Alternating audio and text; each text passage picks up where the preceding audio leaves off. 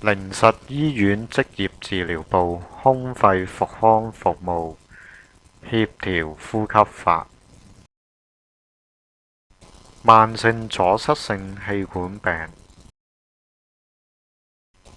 慢性阻塞性氣管病對肺部嘅影響，由於大量黏液分泌積聚喺氣管裡面，導致呼吸困難。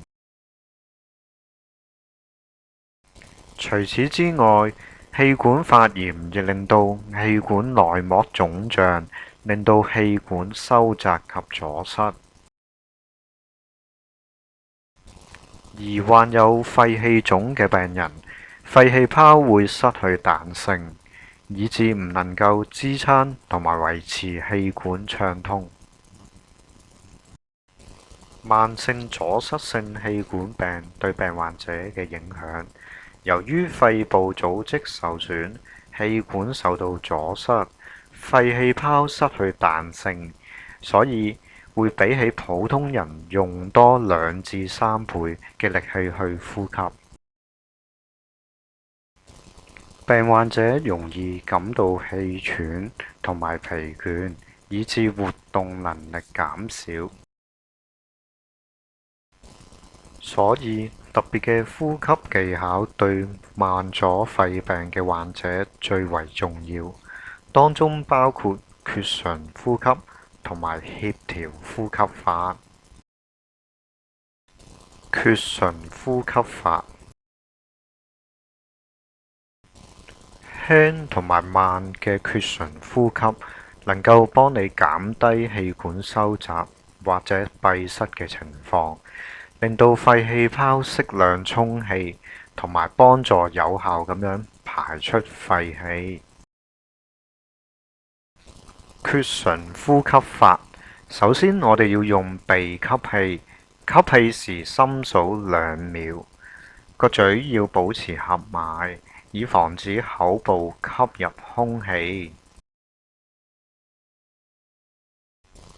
跟住我哋用缺唇呼氣，深數1、2、3、4。缺唇嘅意思係指嘴部要微微咁樣張開。缺唇呼吸嘅時候要保持適當嘅節奏，呼氣時間長過吸氣嘅時間，吸氣同呼氣嘅比例大概為1:2。缺唇呼吸時，我哋要注意保持放鬆。另外，缺唇呼氣時，我哋唔應該用力將氣呼出，應該要輕同埋慢咁樣缺唇呼氣。我哋一齊練習下缺唇呼吸法。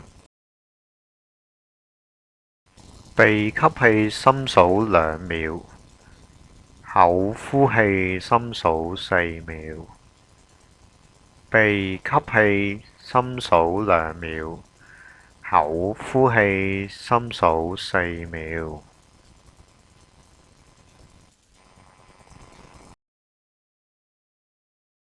而將缺唇呼吸法運用喺日常生活嘅各種動作當中，就係協調呼吸法。若果我哋能夠保持正確嘅呼吸技巧，包括缺唇同埋協調呼吸法，運用喺我哋日常生活當中，就能夠節省呼吸時所需要用嘅力氣，減少氣促嘅情況，增加我哋嘅活動能力。協調呼吸法技巧及應用：雙手提高同埋放低，鼻吸氣提高手，口呼氣放低手，鼻吸提高手，口呼放低手。活動例子：雙手提高喺個櫃裏面取物品，鼻吸雙手提起，口呼將物品攞落嚟。鼻吸雙手提高，口呼將物品攞落嚟。手部開合動作。鼻吸張開，口呼收回手部。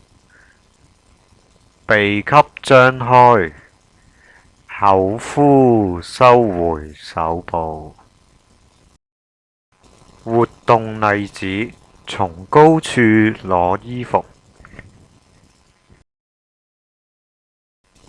鼻吸張開手部，口呼攞衣服落嚟。鼻吸遞高手，口呼將件衫攞落嚟。手部推同埋拉嘅動作。鼻吸推前，口呼拉後。鼻吸推前，口呼拉後。活動例子：推同埋拉櫃桶。鼻吸推回，口呼拉開櫃桶。